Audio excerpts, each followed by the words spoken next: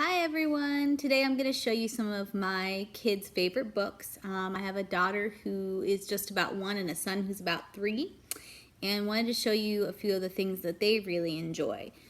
First up, we have one of our most popular series. This is the That's Not My series. I personally have That's Not My Dinosaur. I have That's Not My Puppy. The reason that these books, you can see this one is well loved, are so popular is they are great for even the youngest kids, really thick board, and they have the texture, pretty simple pictures, so kids can, they're not like overwhelmed by pictures, by the colors and stuff. They've got really nice textures. Depending on the book, they've got different textures, and teaches kids adjectives. That's not my collar, it's too shiny. That's not my puppy, its ears are too shaggy. And every page also has one of these little mice on it. So also really great for visual scanning. That's Not My Dinosaur is one of our most popular ones. It's fun, big teeth and stuff. The horns are rough. I have one of the holiday ones, which is That's Not My Elf. Also very cute. Starting with some of the ones for the littlest kids, my daughter likes the Finger Trail books. This is Cats and Dogs.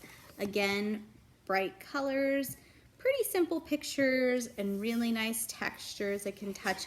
Also some really simple flaps for them. So these are the finger trails. There's a couple of these. This one happens to be Cats and Dogs. We also have some slide and see ones that are kind of similar with some simple slides.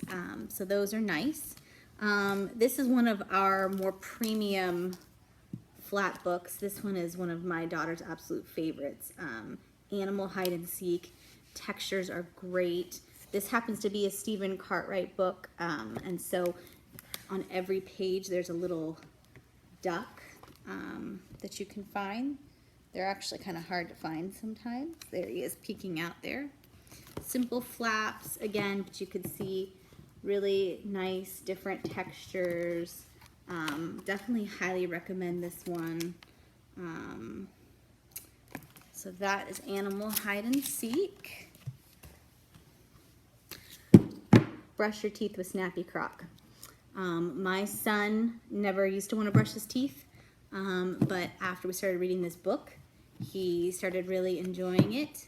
It's just a really cute story. It says, little Croc's been crunching, snip, snap, stip. It's time to help her clean her teeth. Watch out, she can nip. It's just a nice rhyming story. Again, this is a really sturdy pages for your toddler. And this is a whole collection. You can get them as a collection, or you can get them one by one. There's one about how to tuck in your sleepy lion and how to feed your cheeky monkey, and there's one other one. So these are really great how-to books. Muddle and Match, really fun. I think this one's great for kids of all ages because the little kids love to flip the flaps, and for older kids, it teaches alliteration because every page, all the words start with one letter, and they can make their own little monsters. So that's really fun. This happens to be Muddle and Match Monsters, but it comes in Imagine, in Jobs, and a few different ones. We have my son's, one of his favorites, Noisy Orchestra.